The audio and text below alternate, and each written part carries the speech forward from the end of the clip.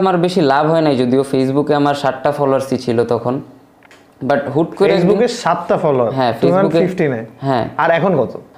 3.5 lakh something. আর তখন আর কি মানে 7টা ফলোয়ার্স আমার ফেসবুকে। তো আমি ভাবলাম যে আচ্ছা ঠিক আছে, তো এই জায়গায় কিছুই হইতেছে না, উল্টা আরও পোলাপান আমার পচাইতেছে যে কী করতেছো, স্ক্যান করতেছোস।